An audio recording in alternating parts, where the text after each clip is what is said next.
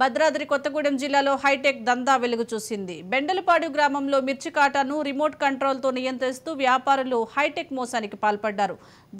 దీన్ని గమనించిన రైతులు ఇద్దరు వ్యాపారులను పట్టుకుని చితకబాదారు. గత 4 రోజులుగా గ్రామాల్లో రైతులకు డబ్బులు చెల్లించి మిర్చి కొనుగోలు చేస్తున్న సమయంలో భాగోతం బట్టబయలైంది.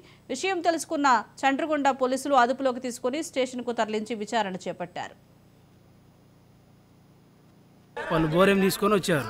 అయితే కాటా వేసేటప్పుడు జేబులో రిమోట్ ఉంది. నేను చూసా రిమోట్ చూసా గానీ అతన్ని పట్టుకోకుండా లాస్ట్కు ఒకేసారి పట్టుకుందాంలే అని అన్ని కాటా వేయించా. ఫస్ట్ అన్ని కాటా వేయిస్తే నా మిరపకాయలు నాకు యావరేజ్ నాకు తెలుసు ఎంత వచ్చేది, అప్పుడు ఎంత వస్తుందో గమనిద్దామని నేను ఇక మామూలుగా ఉన్నా.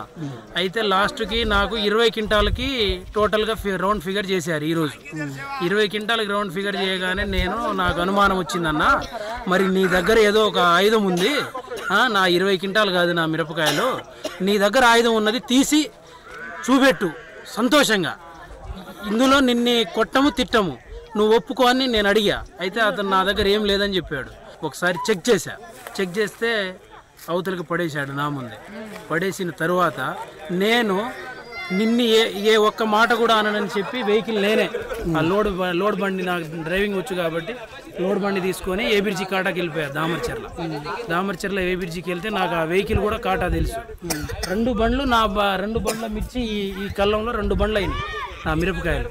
అందులో ఒక బండిలోనే 20 క్వింటాలు తేలాయి ఇవాళ మిర్చి. నా మిరపకాయలు ఒక్క బండిలో 20 క్వింటాలు తేలాయి.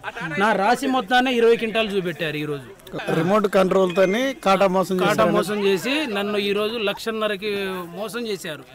నీ పేరు